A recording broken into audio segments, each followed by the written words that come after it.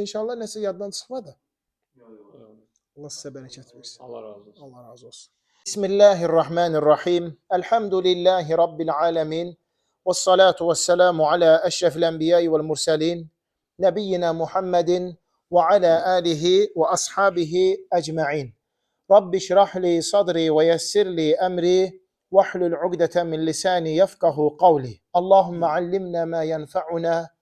وانفعنا بما علمتنا وزدنا علما وأصلح لنا شأننا كله ولا تكلنا إلى أنفسنا طرفة عين. Əziz, qiymətli qardaşlar, dəyərli cəmaat, aləmlərin Rəbbi olan Allaha sonsuz həmd sənalar olsun.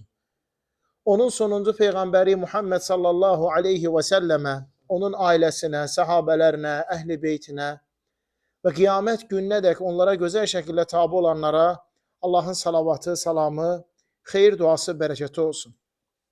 Həmd olsun uca Allaha. Allah Teala bizləri gözəl, faydalı elm məclisində cəm edib toplayıb. Həqiqətən də elm öyrənmək, onun tayı, onun bərabəri, ona bənzər heç nə yoxdur. İmam Əhməd, Allah ona rəhmət etsin, deyir ki, lə məfilə li tələbil ilmi. Elm tələb etməyə oxşar, bənzər heç nə yoxdur. Elm öyrənmək fərz və vacib ibadətlərdən sonra ən üstün, ən fəzilətli əməldir.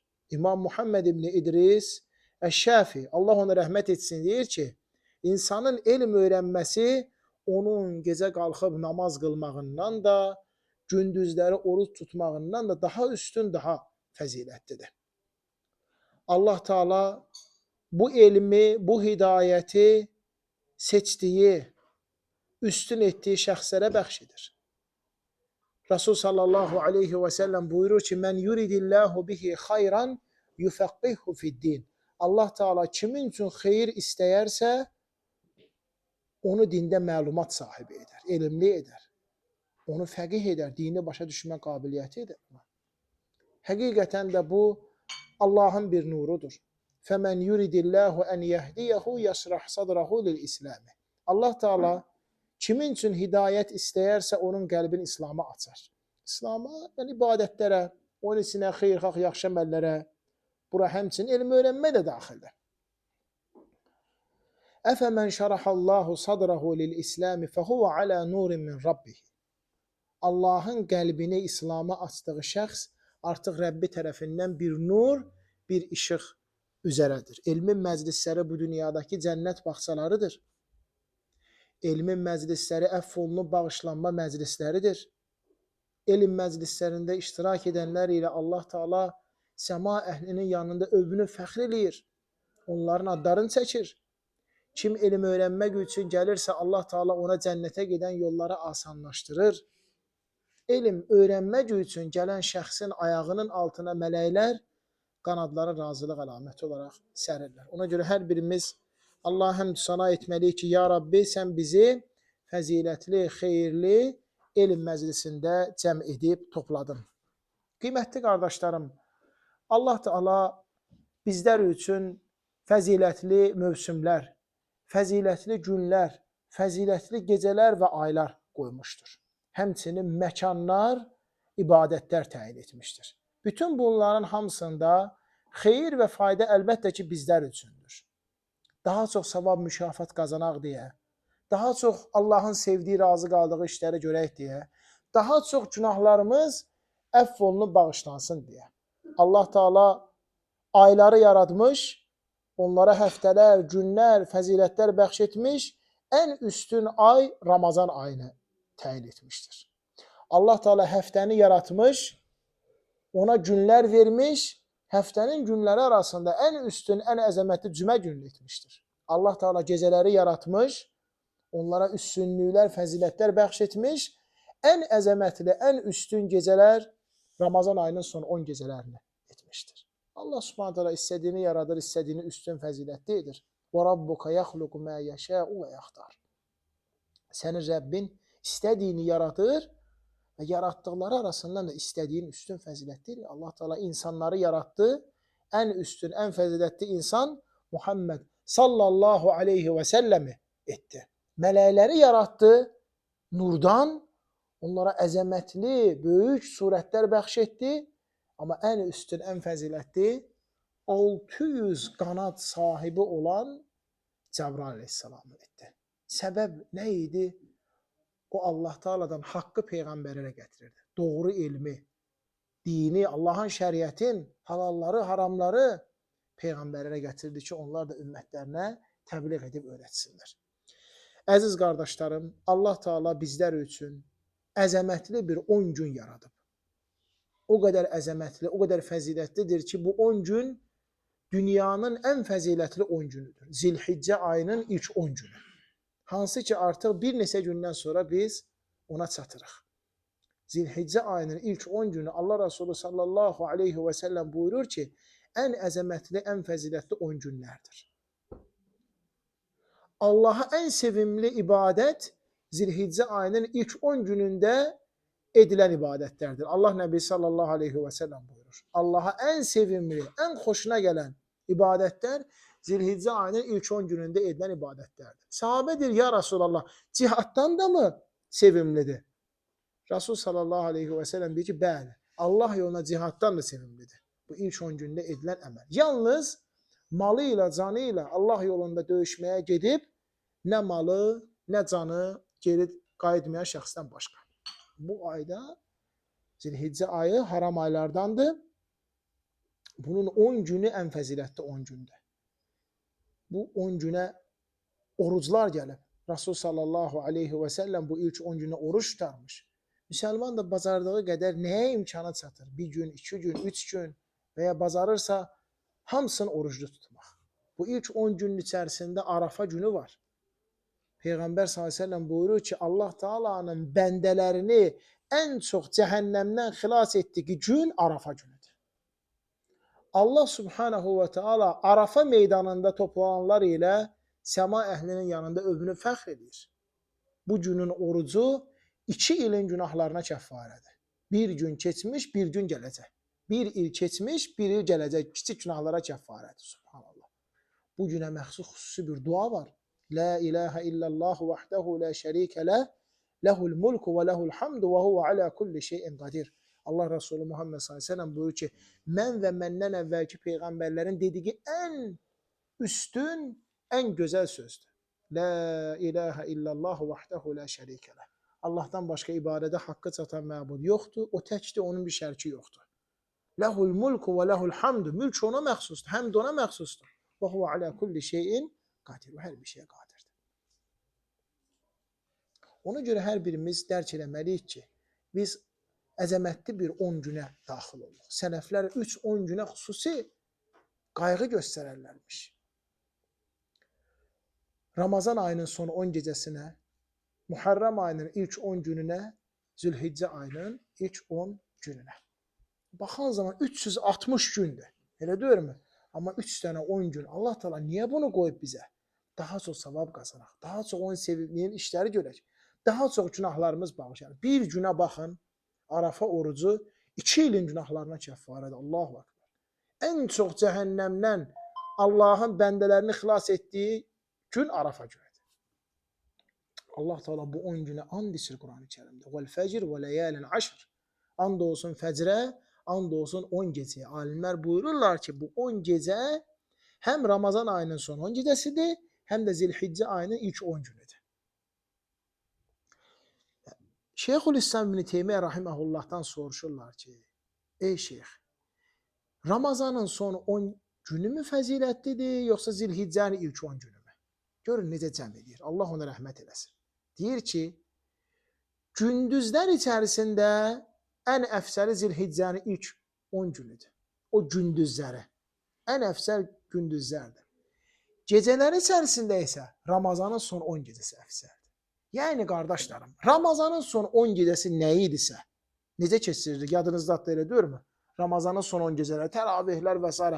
Yəni Zilhiccənin də ilk 10 günü o deməkdir. Necə ki Ramazanın son 10 gecəsində Qədir gecəsi var idi, bir gün idi, elə deyirmi? Zilhiccənin də ilk 10 günündə Arafa günü var. Amma bu bilinir hansı gündür. Qədir gecəsi bilinmir. 10 gecədən birindədir. Amma bu bilinir. Bayramdan bir gün qabaqçı gün.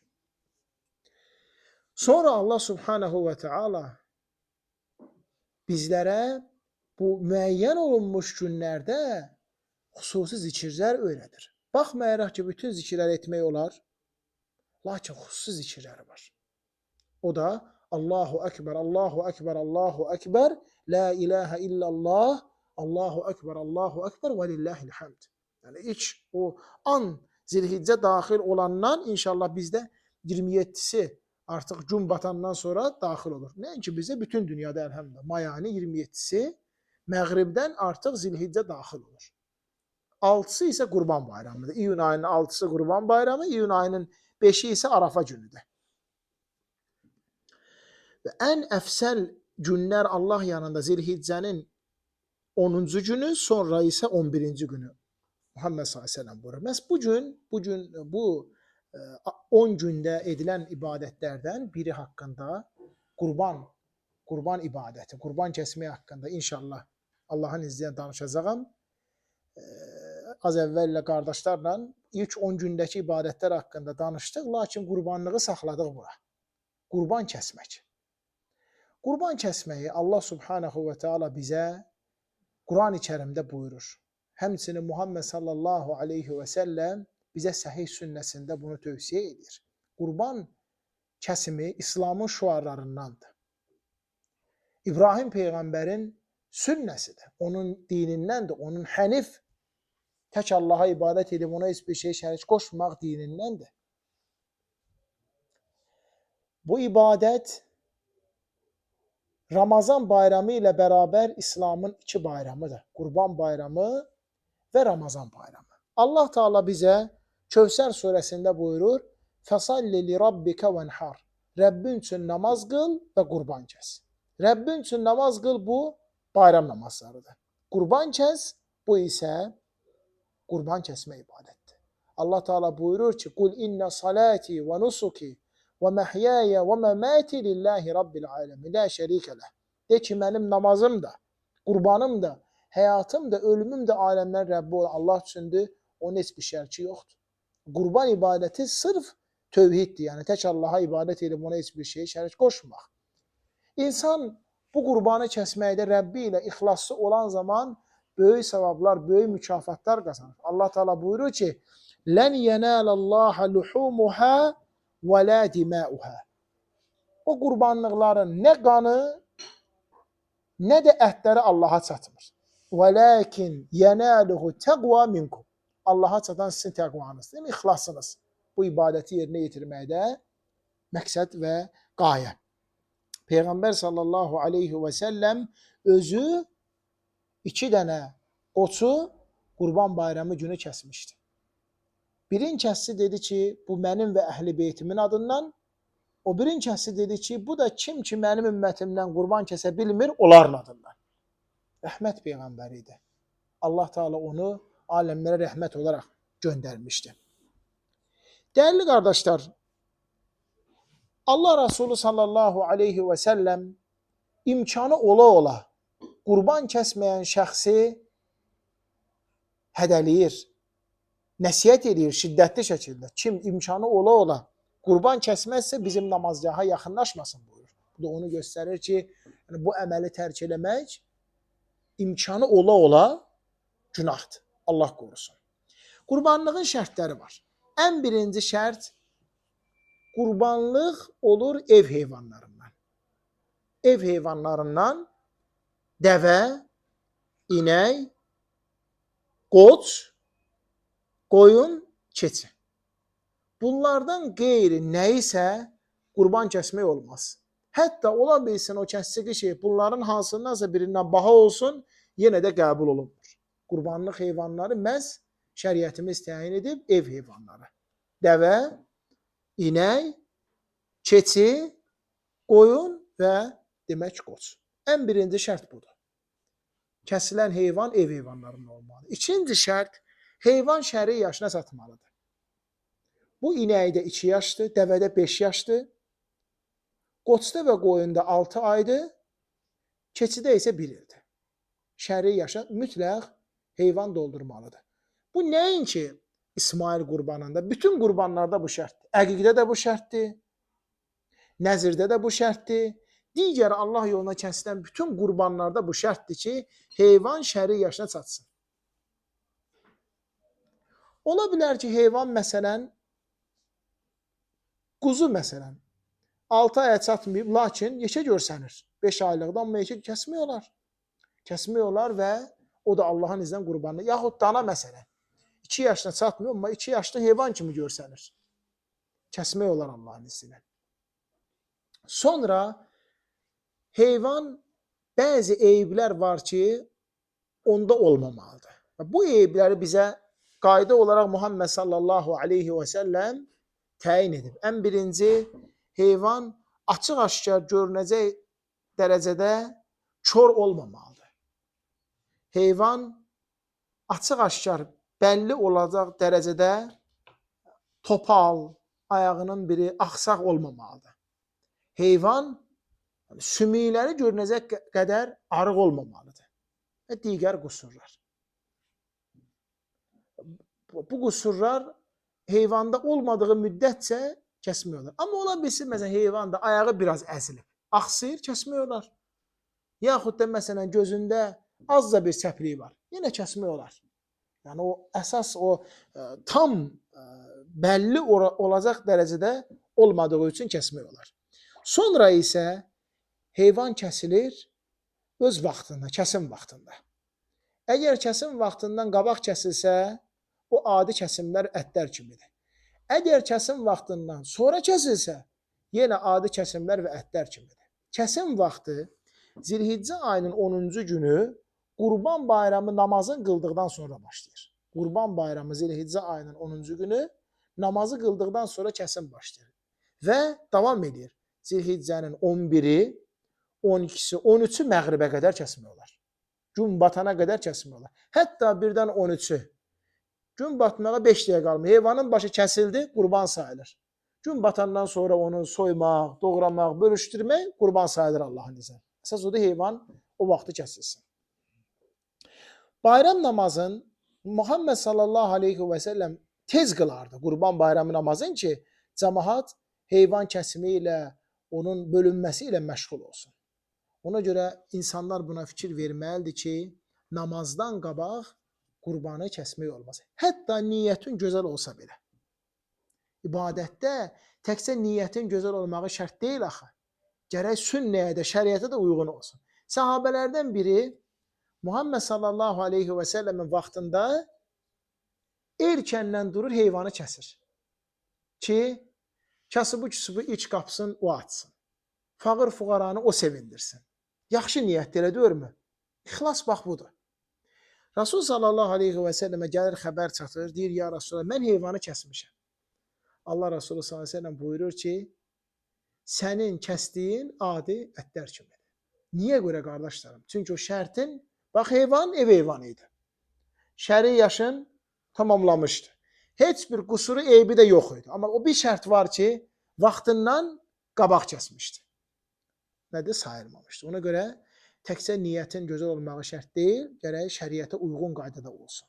Necə ki, məsələn, gün orta namazın 5 dəqiqə tez qılsam sayılar, əlbəttə sayılmaz. Və ya axşam namazın gün batmamış qılsam sayılmaz.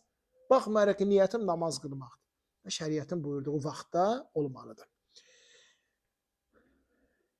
Heyvan kəsildikdən sonra yaxşı olar ki, ilk öncə insan həmin o heyvanın ətindən iştahla yesin. Baxın, bayram günləri oruç tutmaq olmaz. Bayram günləri yemə içmə günləridir.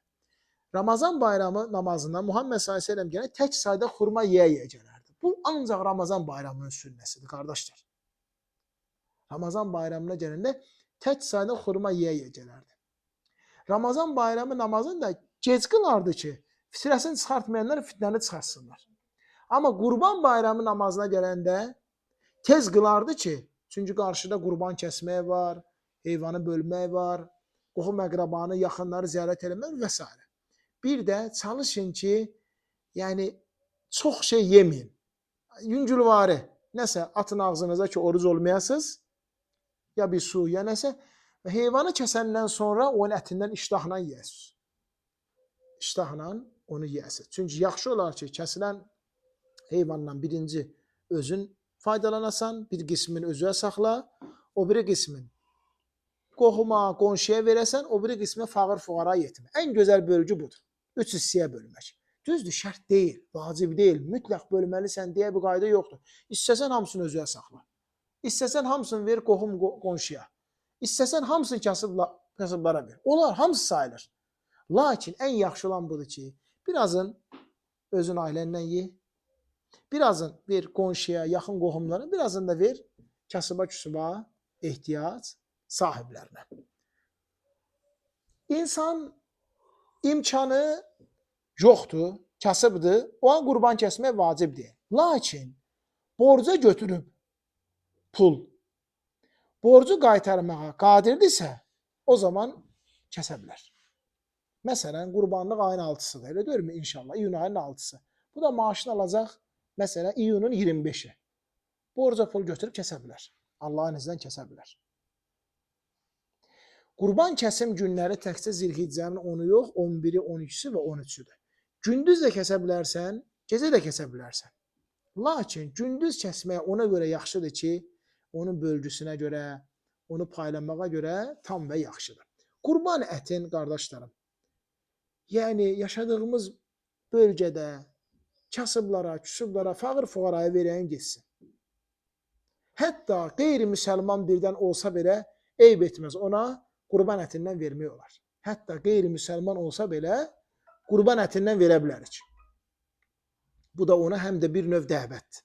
İslamın gözəlliyini ona öyrətməkdir. Qurbanlıq heyvanın heç bir hissəsini satmaq olmaz. Heç bir hissəsini satmaq olmaz. Peyğəmbər s.ə.v deyir, kim heyvanın dərisini satırsa onun qurbanı sayılır. Heç bir, nə başın, nə ayağın, hədiyyə verə bilərsən kiməsə. Hədiyyə verə bilər. Həmçinin əmək müqabilində də, zəhmət müqabilində də qurbanlıq ətdən verim olmaz. Məsələn, mən kəsəbimə qassab çağırmışam. Qassaba deyirəm ki, 20 manat bu heyvanı kəsəsən. Pulu verirsən, kəsir. Amma məsələn, kəs, tutaq ki, ayaqların sənə verəcəm, başını sənə verəcəm, iç salatı sənəndə bu olmaz. Doğru deyildir. Qurbanlıq heyvan diri-diri alınmalıdır. Alınmalıdır, sənin olmalıdır. Ondan sonra moyu kəsməlisən. Və diri-diri almağın da 2 yolu var. Bir, heyvana baxırsan və gözəyarı ona satan qiymət qoyur. Satan adam deyir ki, məsələn, 200 manat. Gözəyarı qiymət qoyur, beləncə alır. Ən yaxşısı da budur. Ən yaxşısı da budur.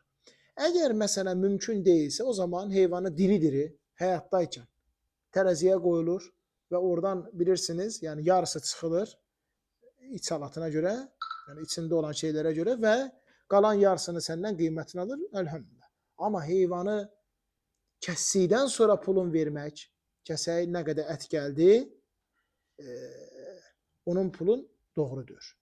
Və yaxud da məsələn 200-ün indi ver, qalan heyvanı ölçərin, neçə kilo gəlibsə, üstün düzəldib verərsən, xeyr, bu da sayılır. Mütləq heyvan diri-diri sənin olmalıdır, sənin mülkündə olmalıdır. Ondan sonra onu kəsə bilərsən. Çox olan suallardan məsələn, heyvanların kəsim qaydası, hansı ədəblərə riayət edilmək? Ən birinci, qardaşlarım, heyvanı kəsməmişdən qabaq bıçağı yaxşıca itiləmək. Rasul s.ə.v bu ki, bıçağı yaxşı itiləyin ki, heyvana canını tapşırma rahat olsun. Çalışın heyvanları o biri heyvanların gözünün qabağında kəsməyin. Əgər bir yerdə kəsirsizsə, o biri heyvanların gözünün, ya Rasulallah, mən heyvanı kəsəndə o biri heyvanların gözünün qabağında kəsmirəm. Bıçağımı da itilirəm. O ilə mülayim olun. Rasul s.ə.v bu ki, Allah Teala səninlə 2 dəfə mülayim olsun. 2 dəfə mərhəmətli olsun. Ondan sonra qardaşlar, heyvanı demək, kəsərkən riayət eləməyimiz ədəb qaydalarından üzü qibləyə tərəf çevirmək. Kəbə bizim həm namazda qibləmizdir, həm də heyvanları istər dünyəvi məqsəd üçün kəsəndə, istər ibadət üçün, qurban kəsəndə qibləmiz də ona tərəf kəsilir. Kəsməmişdən qabaq deyirik ki, Bismillah, Allahu Ekber. Bismillah, Allahu Ekber deyir. Bundan əlavə dua ki var, onu da Allahın izni ilə oxusaq daha yaxşıdır. heyvanın demək, üzvlərindən nəsə qalsa, çölə atmaq, məsələn də itə vermək olar. Onlara da yəni atmaq olar, heç bir problem yoxdur. Qurbanlıq heyvanın ətin mən kiməsə verəndə, kasıba, qohuma, bişmiş halda versəm olarmı? Alimlər buyururlar ki, xeyr. Bişirib vermək olmaz. Sən çiğ ət formasında verirsən, o istəsə bişirər, istəsə saxlayar, sonra bişirər, onun öz təsərrüfündədir. Aydındır qardaşlarım, bax bunları inşallah ki, yaxşı-yaxşı yadımıza saxlamaq. Qurban bayramı, əlhəmdülillah, bizdə ayın 6-sıdır, bütün dünyada Allah həmd olsun. Yaxşı-yaxşı bayramdan qabaq yuyunmaq, qusul almaq, bayram münasibəti ilə qusul alıb çinmək müstəhəbdir. Ətirlənmək, gözəl paltarlarımızı geyinmək, bazarmaq, məscidə gəlmək yolumuz da qayıdı yolumuz ayrı-ayrı olsun. Həmin gün oruç tutmaq olmaz. Təkcə Qurban bayramı günü yox, həmçinin Zilhiccənin 11-i, 12-si, 13-ü də oruç tutmaq olmaz. Peyğəmbər s.ə.v buyurur ki,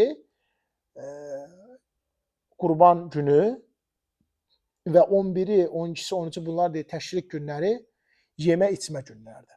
Oruç tutmaq olmaz. Ondan sonra təkbirlər, bayram təkbirləri, necə ki Ramazan bayramında var idi, Qurban bayramında da var. Sadəcə Ramazan bayramında təkbirlər axırıncı orucumuzu açsandan sonra başlayırdı. Növbəti gün imam namazgaha gəlib bayram namazını qıldırana qədər davam edirdi. Amma Zilhiccə ayında isə Zilhiccə ayı girməyə başlayır. Təkbirləri deyirik. Ta 13-cü günü günəş batana qədər o təkbirlər 13 gün oxuyuruq. 13 gün hamısında o təkbirlər demək dəyərli qardaşlarım deyilir. Bayram münasibəti ilə xüsusi qəbir ziyarətləri və s. eləmək doğrudur. Əlhəmdülillah qəbir ziyarəti İslamda icazəlidir. Peyğəmbər s.ə.v gedin ziyarət edin, sizə axirəti xatırladır. Xüsusiləşdirmək isə doğrudur. Bayram günləri yaxud da cümə günləri bu qaydada olmaq doğru deyil. Allah subhanahu və teala bizi əmin-amanlıq içərisində Qurban bayramına çatdırsın. Allah subhanahu və teala bizə, xalqımıza müvəffəq eləsin. Bu gözəl keçirməyi, bu bayramı. Bir şey də qeyd edeyim yadıma düşmüşkən, demək bir qoyun, bir qoç ancaq bir ailənin adından kəsilə bilər. Ata öz ailəsi və övladların adından bir dənə qoç yaxud da qoyun nəyə imkanı çatır? Kəsir. Heyvanın erkək və ya dişi olması arasında bir fərq yoxdur. Erkək də kəsə bilərsən, dişi də kəsə bilərsən. Bir inək və danıya bir nəfər də kəsə bilər, amma ən çox 7 nəfər şərik ola bilər. 5 nəfər də kəsə bilər, 4 nəfər də, amma ən maksimum 7 nəfər toplaşıb kəsə bilər. Həmçinin dəviyə də 7 nəfər. Həmçinin keçi də kişi öz ailəsinin adından kəsir. Ola bilsin ailədə məsələn evdir, ata, evin içərisində məsələn oğlu da var. O da ailə qurur, amma hamısı bir yerdə yaşayır. Atanın bir dənə kəsməsi kifayətdir. Yəni ayrı-ayrı iki dənə qurban kəsməyə ehtiyac yoxdur. Nə qədər ki bir damın altında yaşayırlar, demək qurban kəsirlər Allah'ın. Bir dənə qurban kifayət eləyir. Bu qədər Allah Teala bizləri eşidib başa düşüb faydalanan və ən gözəlinə tabi olan qullarından etsin. O sallallahu ala nebiyyina Muhammed və ala alihi və sahbihi və səlləmə təslimən kəthira ilə yevmiddin.